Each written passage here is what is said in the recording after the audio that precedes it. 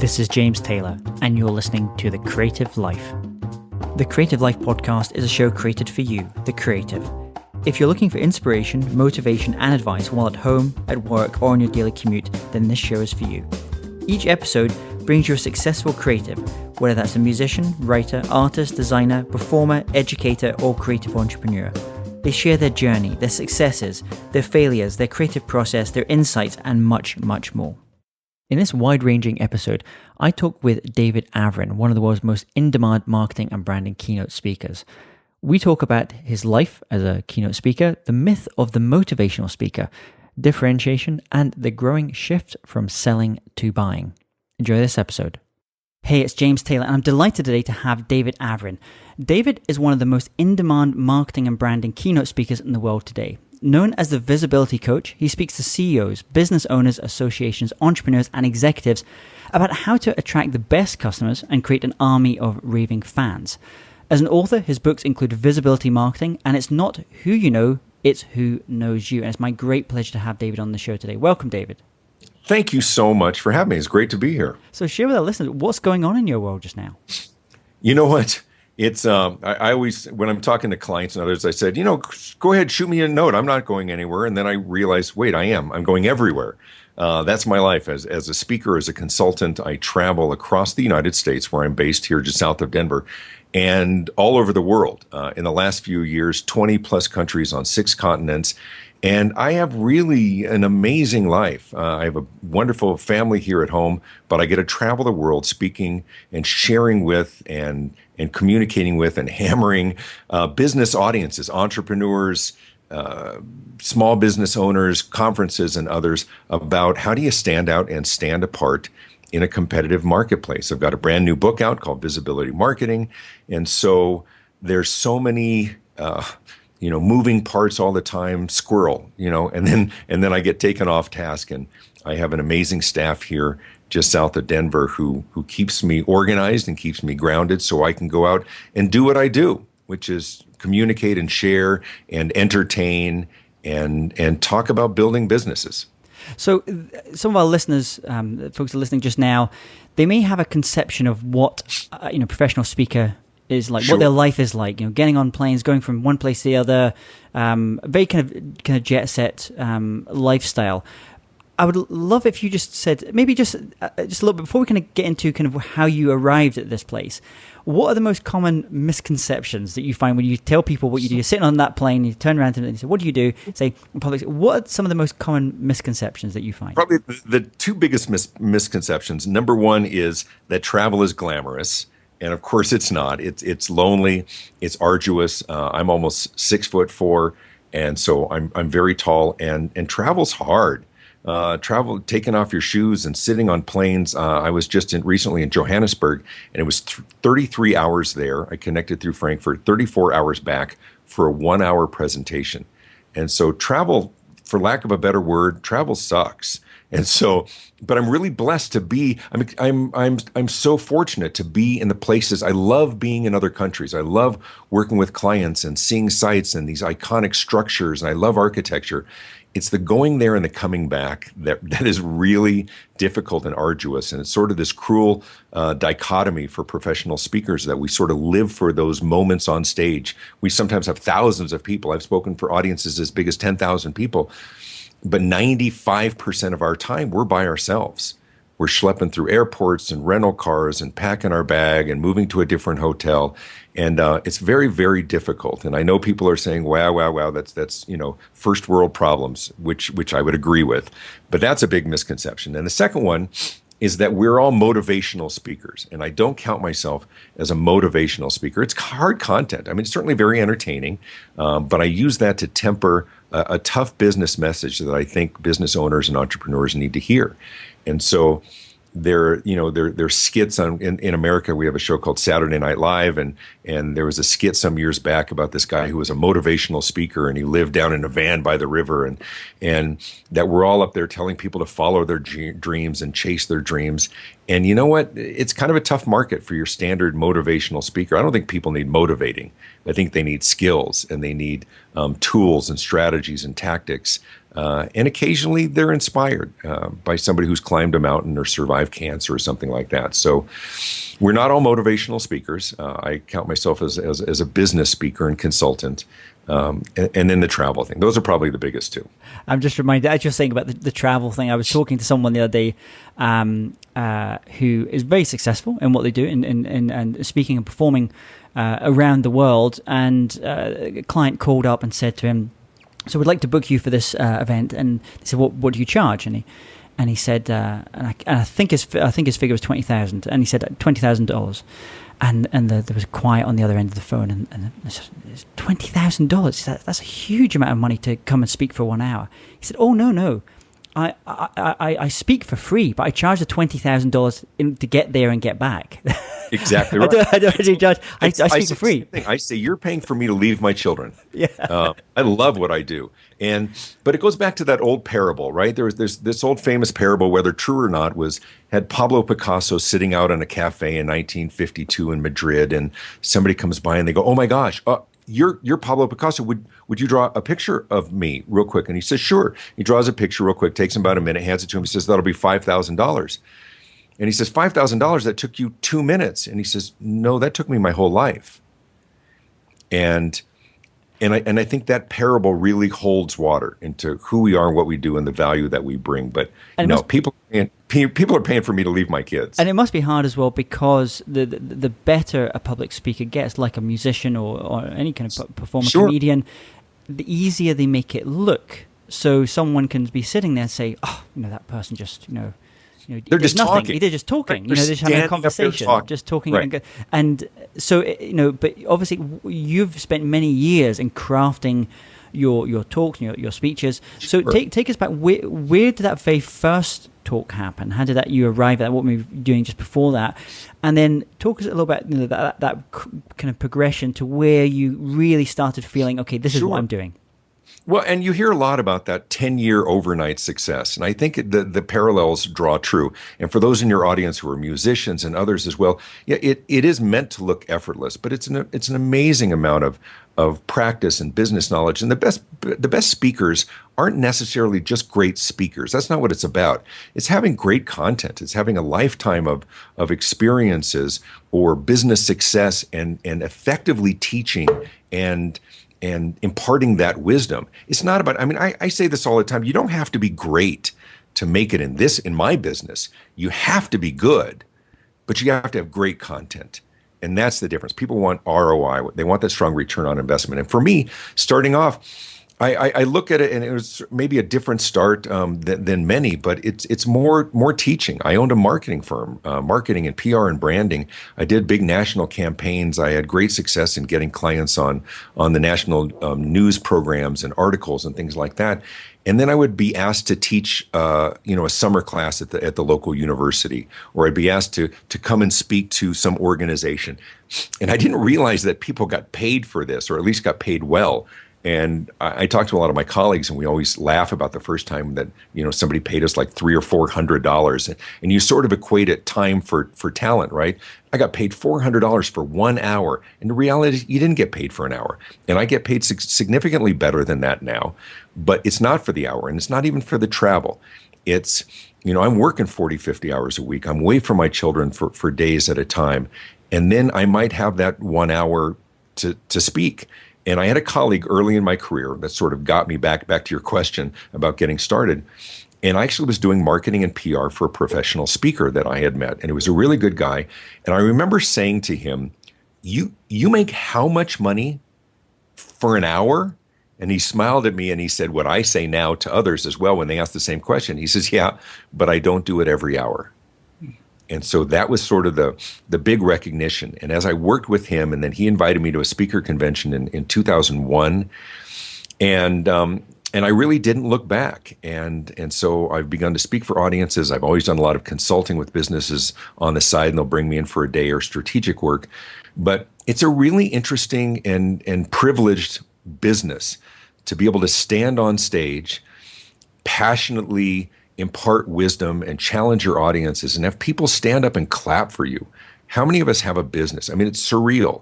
And I say this to my kids all the time. I say, people are so nice to me. and they're so kind and generous with their praise, and I'm humbled by it. And I'm a very confident guy. And if anybody wants to look at me, go to visibilityinternational.com. You can see who I am and put a face with the voice. But what we do is it is a real privilege. Other people say we will come and pay or come and listen to you teach. But there's trade-offs. There's always misperceptions, and very few businesses are truly glamorous. And you have these initials after your name. I've seen it time and time again, and I'm intrigued as to what it is and how you get it. CSP. What does that stand for? CSP stands for Certified Speaking Professional, and it's more valuable sort of in the speaking profession because it is the highest earned designation for the National Speakers Association in the United States. In the UK, they call it a fellow, a PSA fellow, the Professional Speakers Association fellow. And for those who have proven a real mastery of the craft, they have to have done hundreds of paid speaking presentations. They have to be evaluated by their peers in their video. They have to have 20 plus testimonials from satisfied and happy clients. And the effort, is to have something to sort of strive for and achieve, and to send a message to the conference and convention world that there are people who have really mastered the craft. And so I'm honored to be among those. It's less than 10% of speakers worldwide who have achieved this level. And part of it is a little bit of assurance from meeting planners that they're going to get somebody who's going to use an American sports reference, knock it out of the park. And it doesn't mean that every audience is right for every speaker or vice versa. But for those who have achieved the CSP, it just means that you are an experienced professional communicator who has been evaluated by both clients and your peers. Now, you used a phrase there, knock out of the park, which is a kind of very American phrase. So I'm interested, Yes. as you tour, you travel around the world speaking to different audiences, different cultures, Yes. different organizations. English often isn't the first language. Right. I know where you're going. Do you have to adapt? So those kind of things that we would know as Westerners, they might not be as well. Of course you do. And not everybody does, and I find it insane that they don't. There's a reason, and I'll admit this. I love my country, but there's a reason for this ugly American stereotype. And there are some who will see it as an arrogance, and you come and just talk about what we do. Never, never, never, never. So as I travel, I'm in Singapore and Manila and Buenos Aires and in Barcelona and Dubai and all around the world. I always do research, and I always reference local companies. And there's some universal things. And certainly the lessons in marketing and standing out are universal. But tailoring your message and respecting your local audience is crucial. Now, I will tell you, as Americans and any of us in the English-speaking world, we are very spoiled in the world because English is the international language of business. And predominantly, as I travel the world, it's mostly done in English, and we're real spoiled that way. There's other places where it's a little more challenging, like France or Russia and others. But people have the right to speak their own language in their own country. And so in many of those cases, they'll do real-time translation. I was in Buenos Aires in Argentina, and half of the audience was wearing headphones. And so the funny thing is you have to speak a little bit slower and talk to the translator beforehand about the way you speak. But you also sort of get that double laugh. So you say something that's sort of funny, and the people who speak English laugh, and then it's translated, and 4 seconds later you get another laugh. And so that's kind of fun. But when I did the $1 Million Roundtable, which is sort of the ultimate for a professional speaker to be invited for this prestigious organization, and it's almost 10,000 people. I was in Toronto, and they do more real-time translation than the United Nations. Wow. So I think there were 19, 20 languages being real-time translated backstage, and it was fascinating. But as I travel the world, I think it's very important to respect them locally and tailor the presentation using local examples. I had another speaker on the show the other day, and he was talking about how there's been a change in the global conferences. He speaks specifically to global conferences. So it could be Ford or whatever the company is, massive company, when they had their one big thing. He said one of the reasons, and he was very upfront about it, he said, because they have the biggest budgets, and they can do the biggest shows and things. So that's his thing. And he said what's been interesting is seeing the move where previously they would happen in Las Vegas or maybe London, where more and more of them are moving to Asia. One is because many of these companies, that's where they can see their profits coming from in future years. But also, he said before it used to be a problem to do these global conferences in Asia because you have to have these translations kind of going on all the time. So now enough of the executives within companies have English as really strong with English, that you can actually do these now, and also the venues have improved as well, like Singapore, obviously incredible venues, and Shanghai. So is this this is obviously a trend then? This kind of move to these kind of global conferences, moving not necessarily from Europe and America, but be much more now. Right. Well, you know what they. Absolutely, but once again, I think we're spoiled. I think we're spoiled in that. There's so much done in English, but I think there's a recognition in India, in China, and others that English is that business. And if they want a key to the vault and they want to do business with America and with companies who work oftentimes in English, that's a big part of the business world. Is they will train in English, and I'm humbled by it. We're very spoiled that we have sort of those opportunities, and even where they aren't, they accommodate. And so, conferences happen everywhere. And you look at some of the global sites that didn't exist 20 years ago, like Dubai and others, amazing opportunities for doing business around the world. And so there's still a lot, because I'm based in America, there's still a lot of work done in Las Vegas and other, they do fabulous places for conferences because that's where people want to go. And now if it's a corporate event, it's mandated, right? They have to go to the event, so they can hold it anywhere. And then they, if it's global, they have to bring in their sales force from around the world. So there's a significant cost. But if it's an association, so like maybe it's the International Spa Association, so it's people who own spas and salons and tanning salons or whatever else, they're not mandatory. So what they do want to do is they want to make it a very attractive location. And so, once again, as a speaker, we're pretty spoiled. We got to go to some pretty amazing places, and I'm going to be in Los Angeles for the next 4 days. And so, I could also be in the middle of Arkansas, and so I'll choose Los Angeles. Thank you. No, if our listeners in Arkansas, it's a beautiful state. It is. Love Arkansas. Love Arkansas. So, many of our folks that are listening just now. If they work in the kind of creative industries as well, or they're entrepreneurs, this thing about like how you differentiate yourself in a really crowded market, a noisy market, especially now with the globalization as well, more and more companies, more new services kind of coming all the time. This is what you speak to most often, getting visibility and kind of cutting through that noise. So let's say if I'm an entrepreneur and I'm starting to build maybe it's a creative business, what are some of the key things I should be thinking about when it comes to differentiation? Well, I think the first thing is there really has been a significant shift in the marketplace over the last 40 years and maybe 30 years. And it's not the shift from agricultural to industrial or even analog to digital, very profound, but it's the shift from selling to buying.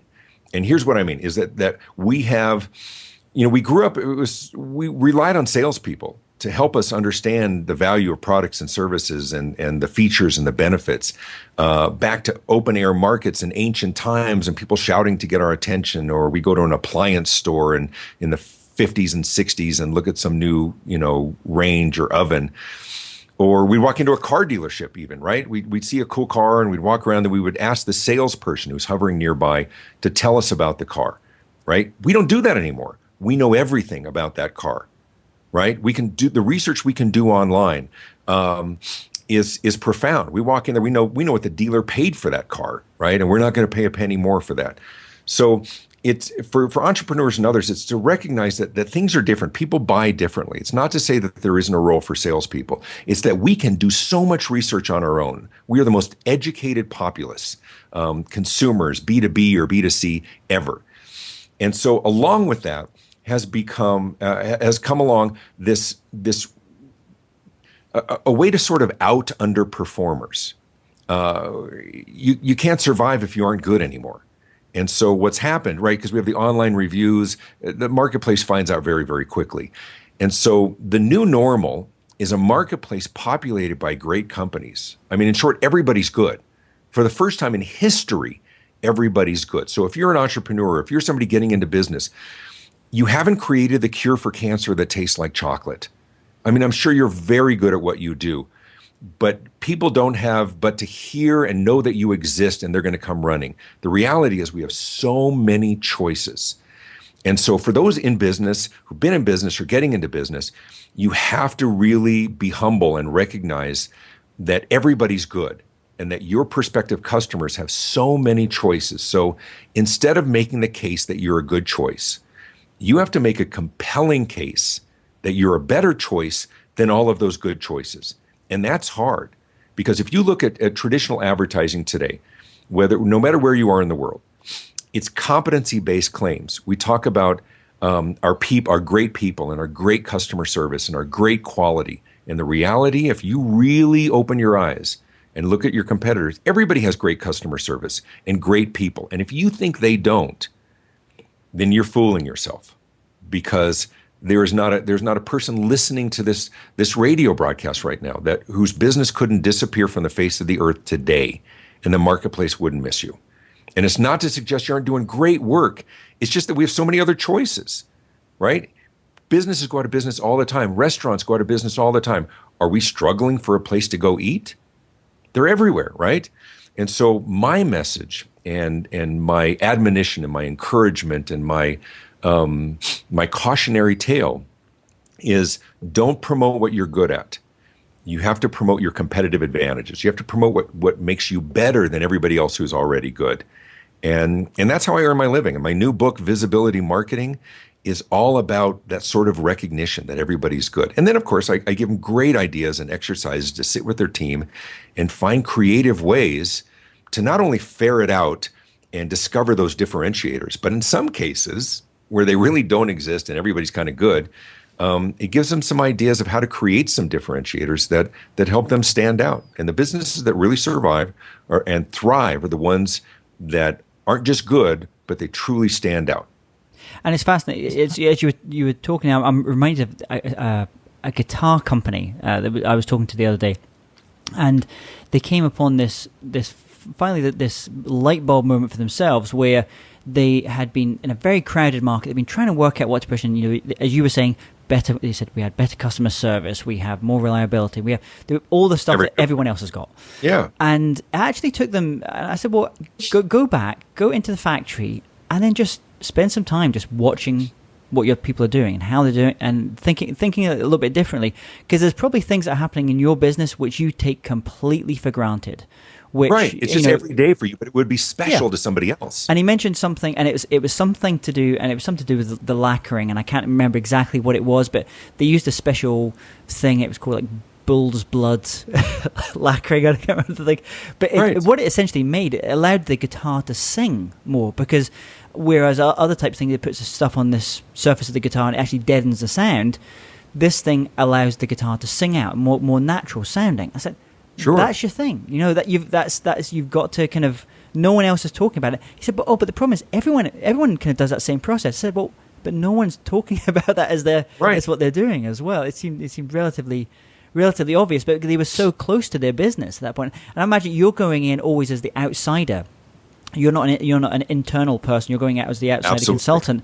So you're able to kind of bring maybe a fresh set of thinking, and also to challenge them maybe on what their ideas of what the people actually want from their business, or what they think they want. Exactly right. Oftentimes the things that they think make them special, I'll go online and say, this is exactly what your competitors are saying. It's one of these exercises that I encourage and I talk about in my book. Is I say, go secret shop your competitors. Pretend to be a customer. Get all of their sales sheets and their brochures and their catalogs, and print off their website pages and put them all on a big table and spread them around. And then take all of your promotional materials, everything you have that you say about yourself, your sales sheets and your promotional materials and your website print, everything, mix them all up, and then walk around the table with your team, play buzzword bingo, and grab a highlighter, and you will be stunned that they talk about their 250 years of combined experience and their great quality and their customers come first. I said, you're all saying the same thing. And the reality in business is if everybody's saying the same thing, then as your customer, I'm just looking for the lowest price. I mean, it's just about price, right? One of my most important things I talk about is I say that the four most dangerous words in business, and the four most dangerous words in business are all things being equal. When everything's equal in the minds of your prospect, they shop based on price. So I think you're exactly right with the guitar company. Sometimes you have to take a step back and say, that's really cool. And they say, but that's just how we do it. I'm like, yeah, but I don't think anybody knows that. We do get very, very close. And somebody will be like, yeah, we have this conveyor belt system and we have this special lubrication thing here and we move it around the corner this way and we cured cancer. And we have this other conveyor belt that's like, whoa. Go back to that cancer thing for a second, right? And they just gloss over it. But James, I will tell you also, in just as many cases, I will look at a business and realize they are just the same. If you were a hotel room, it's a clean, comfortable room. And the other hotels have clean, comfortable rooms. Why one over another? And so in those cases, it kind of spurs people to dig deeper and say, is there some traditional aspect of this business that people don't really like, but they're just grown accustomed to? Or that's just the cost of doing business? Or, okay, it takes 4 weeks to deliver this. Does it have to take 4 weeks? What would it take how would you do it in 2 weeks? Could we create a system? Would it be worthwhile? Could we get enough business to compensate for what it costs to do more than somebody else? And this is how we do some really extraordinary things and promote some extraordinary things. And sometimes it's about clever verbiage and clever words, but oftentimes it's, if you want to be really marketable, be worthy of being marketed, right? Do something different that's worthy of talking about. And I think this being remarkable, someone's going to remark upon this product is important. When I was talking the other day with folks at Diageo, the big drinks company, and I was saying, what are the big trends that you're noticing just now? And he said, especially with millennials, they look for authenticity, whereas maybe even my generation, we would have been like Smirnoff vodka and those kind of big Budweiser. Right. Whereas today, they're looking much more for artisanal products, more about authenticity as well. So I'm guessing, when you're going and you're speaking around the world, those folks those previous leaders of those organizations that may have been, baby boomers or Generation X, they're now becoming millennials, and they maybe have a different set of expectations as to how they think about marketing and not just in terms of the tools and things, but also just a worldview about what marketing is and what branding is. Well, here's what's interesting is, we sort of hearken back to a simpler time. They don't. They never knew another time. They've always been cynical. They've always distrusted because there's so many who have proven to be distrustworthy, right? It doesn't mean it's a wholesale shift. I think it's a trend, but I think great products and great services communicated well will win with great, differentiation.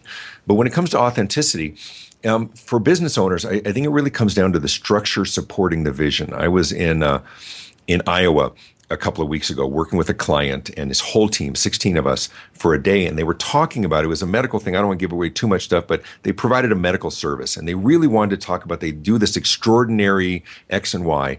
And I called him on him because it's not extraordinary. Well, no, it is. We do this. I said, but do you have a system and process in place to ensure that you deliver it consistently every time? Do you train on it specifically? Do you evaluate your people on delivering what it is you want to promote on a consistent basis? Because that's where the authenticity breaks down, is that they have a great desire to do all of this. They want to promote this, but their structure doesn't support them doing it on a regular basis.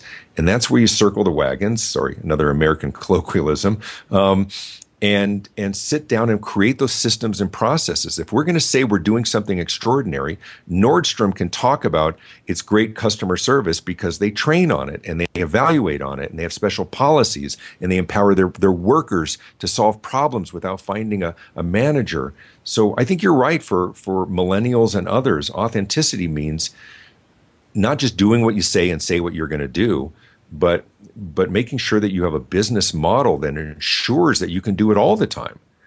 Because the marketplace finds out very, very quickly. Underperformers are outed very quickly. A bad movie could survive for 2 weeks in yesteryear. Today, it can't survive for 2 days.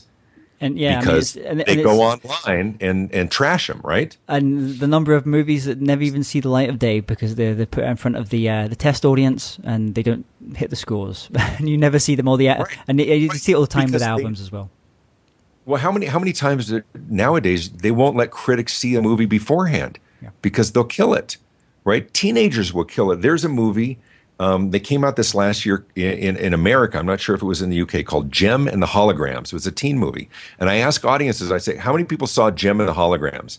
And no hand goes up. I said, of course you didn't. You know why? It sucked. It was listed as the biggest flop of the year. It was the worst movie of the year. And nobody saw it. You know why?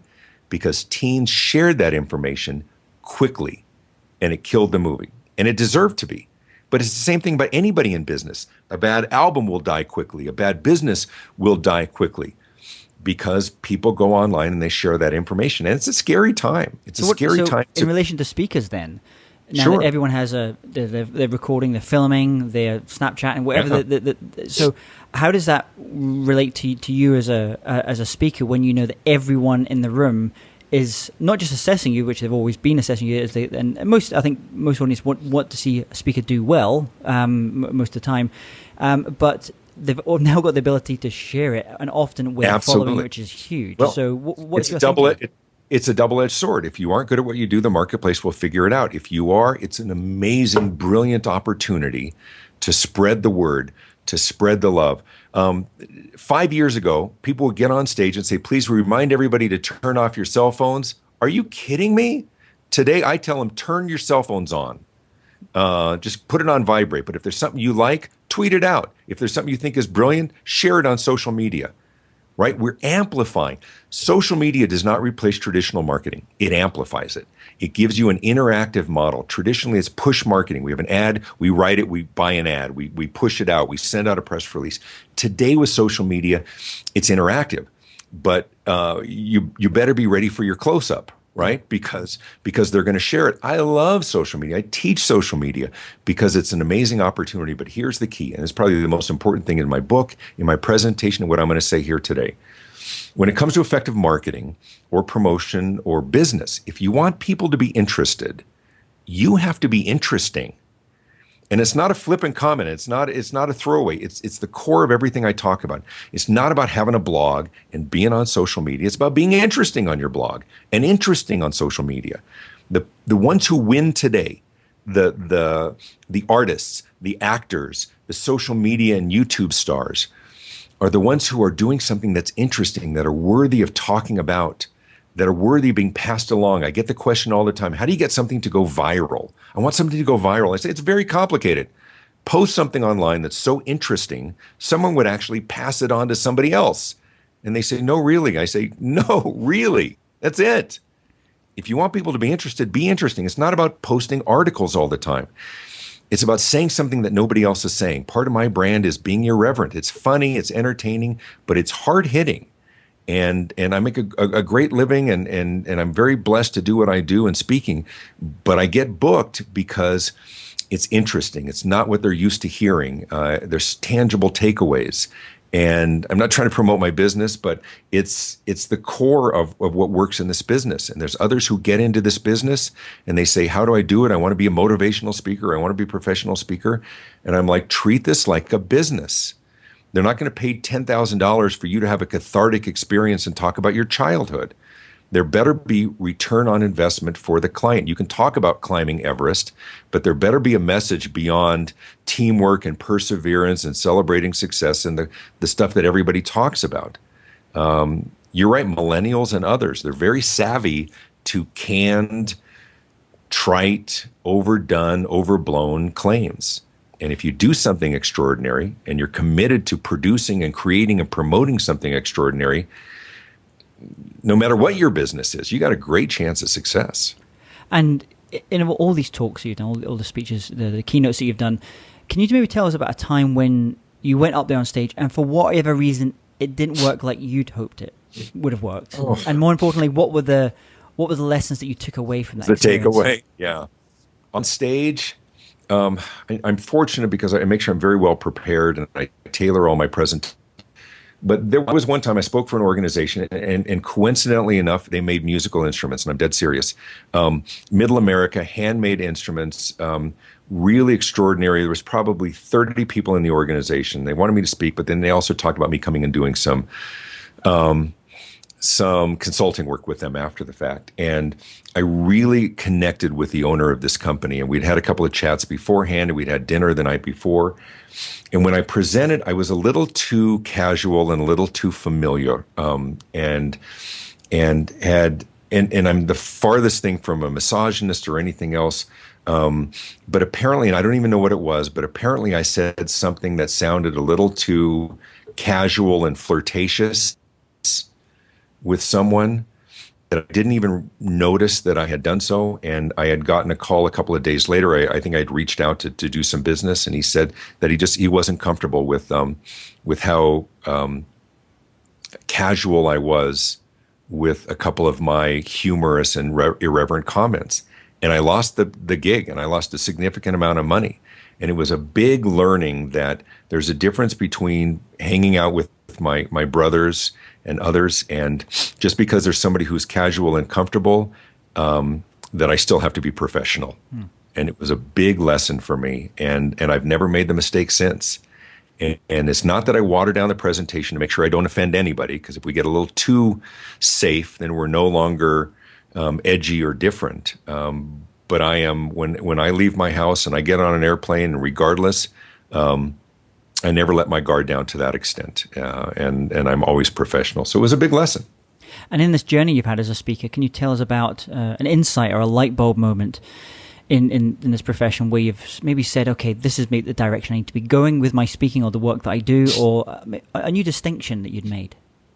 Yeah, I think everybody who's in business goes on a journey of sort of discovering what they don't want to do, right? I think we learn early on that clients that, we just sort of trust our gut, and a client that you think is going to be kind of difficult, and it turns out that you were right. And oftentimes the people that want to pay the least and really hammer you on the cost end up being twice as much work as the people who recognize your value. And so I wanted, my goal was to build my business to the point where I had the privilege of saying no to clients I don't want to work with. And that's the most important. I was in a session, sort of a leadership session with a colleague some years back, and we were talking about our life mission, our mission statement. And he had one that I asked him, I crumbled up mine, and I said, would you honor me in letting me steal yours? Because it's the most profound thing I've ever heard. And so I have it printed and on the wall in front of my desk. And it's a simple phrase that says, I want to spend my life doing things that matter with people who care. And that's it. And I sum up my life and everything, that the criteria by which I accept opportunities, whether things I do with my kids, whether they're business I take with clients, whether trips I accept or don't accept. I ask myself, or I say that phrase again, I want to spend my life doing things that matter with people who care. And if it doesn't match that criteria, then I don't do it. Yeah. No, I'll be honest. The only caveat is if it's really, really big dollars, I can bend it a little bit. But, but I'm never going to do things that violate my principles and violate. And the good news is, rarely in my life or my career have I been put in a position where I've said no because I fundamentally disagree with the project or the client. I mean, it rarely happens. You'll hear millennials talk about that all the time. I have 3 kids who are millennials, and I'm not going to do this, and I'm not going to promote this if it violates my stuff. It'll rarely happen in your life. But I do want to have that sort of guiding principle of we could spend a lot of time dealing with people who frustrate us, and a lot of time with things that don't matter. And the older we get, the clearer it becomes what really has lasting meaning and value. And I want to have that balance along with the need to support my family. And as someone who is obviously so passionate about marketing and also travels a lot as well, do you have any online resources or tools or apps like Evernote that you love and you don't think you could live without now? You know what? First of all, I'm at 52 years old. I'm crazy with social media, and my kids, bury their face in their hands like, "Dad, you were so embarrassing."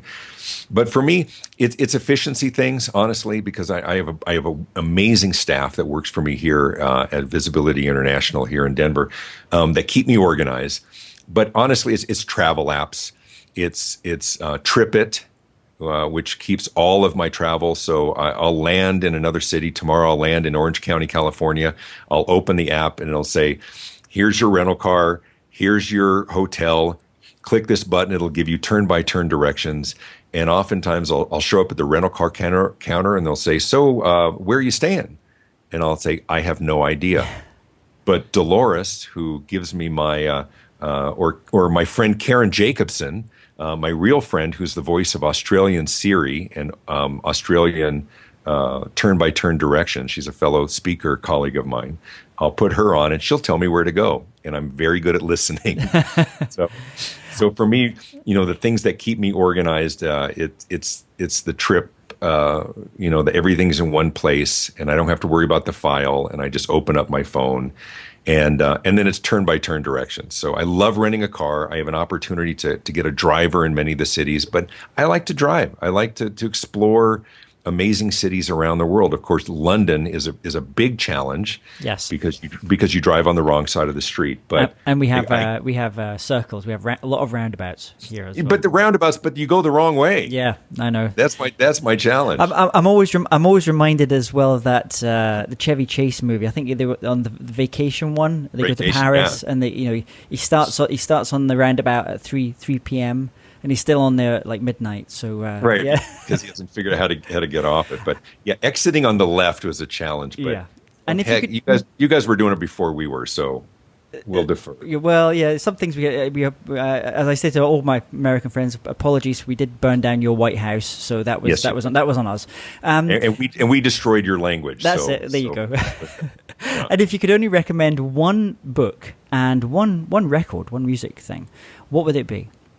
Oh, that's a great question. There's so many, and I read business books and I read science fiction and I read, but there was a book that was really profound for me, and it was for a lot of people. And I won't recommend something that's specifically for my business because not everybody listening has anything to do with marketing. But I thought the book Freakonomics was profoundly impactful. And not because it was a lesson in economics. And for those who have not read it, it's not an economics book. It's about these crazy two guys who look at the world and ask different questions. And questions like, if drug dealers make so much money, why do most of them still live with their mom? Right? And it's what I loved about it was it's about looking at regular situations and asking a different question. And it says, it talked about the danger of conventional wisdom, which is we sort of accept that this is the way it's done and this is the question you ask. And some of the most profound advances and profound revelations, I think, in our life come from asking different questions and something somebody wouldn't think about asking. And I think even in this interview, I think you've done a great job of asking me questions that aren't, I've done hundreds and hundreds of interviews. And I like kind of asking and answering different questions. And so that was one of them. And then in terms of, would you say albums? Yeah, I'm always conscious when I say the word albums. It maybe dates me a little bit, but right, it dates me. Let's say records or it could be a single, it could be a track, however you want to call it. You know what? I once again, I'm a child of the 60s and 70s, and most of my music. I would say my CD that I did years ago with my group called the Diners, which is no longer available, but just because I thought we were pretty darn good. But you know what? What's interesting? The most impactful album, and I'm a Beatles nut. So funny when I saw your name because I am a James Taylor nut, as in James Taylor in America, Elton John, and all of those. But the most impactful album, there's a guy named George Winston who does piano records, and he had an album called December. And it's just sort of these December holiday kinds of things. And when I was in college and my parents had gone through a divorce and I was stressed out and I had no money college was tough. And I used to go on a drive through the mountains of Colorado and I would put on this music and it was the most relaxing, beautiful music I had ever heard. And I'm like this cool teenage guy. I'm into a cappella, doo-wop-y kind of things. But there was something profound about this music that that was really impactful. And it's George Winston, and it's called December. And actually, it's a beautiful album, and you are not the first guest that's suggested that album. And I can't remember. Really? I'll try and find out who the other guest was. Someone else, I think it was a musician, recommended this album. And I always listen to all my guests, the music afterwards as well that they recommend. And it is a beautiful album. And today I'll put on a candle, and I'll just put that on when I'm overly stressed, and it's just beautiful, gut-wrenchingly beautiful music. And it's not symphony, it's just this amazing piano player playing wintry, holiday kinds of music. And I probably haven't thought about it in a couple of years, but I appreciate the question because it's my favorite. And you were mentioning Freakonomics. It reminds me a little bit of we were talking about motivational speakers earlier on, but the one that Tony Robbins said, which is the quality of your life is the quality of your questions. And I think you're absolutely right. Asking better questions it can often lead to a much better life. So let's imagine if you woke up tomorrow morning and had to start from scratch. So you have all the tools of your trade and the knowledge that you've acquired over the years as a speaker, as a consultant. How would you restart? I guess part of the question is, would I restart what I'm doing? And I probably would, because I think I'm a teacher at heart.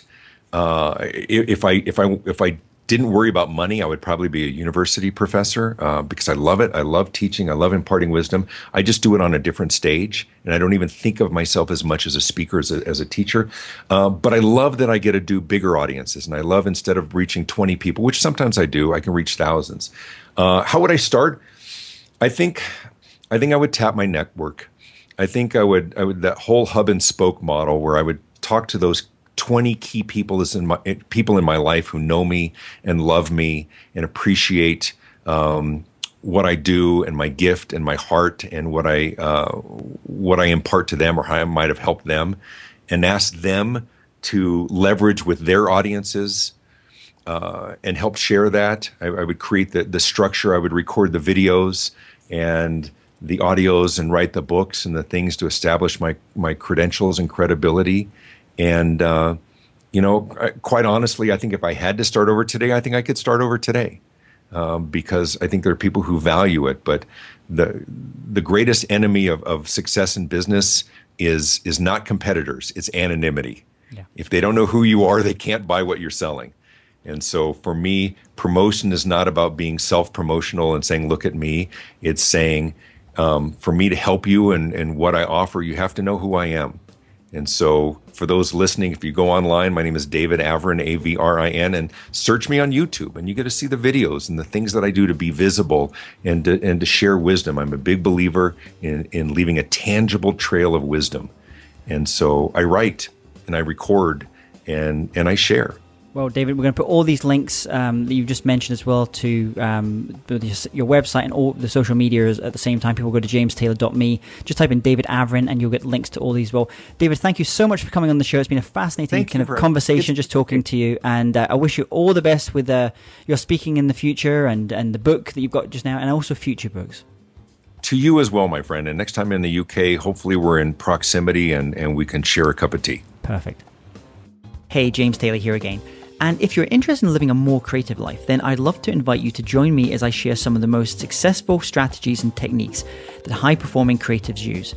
I put them all together in a free downloadable ebook that you can get by going to jamestaylor.me. That's jamestaylor.me to get your free downloadable ebook on creativity.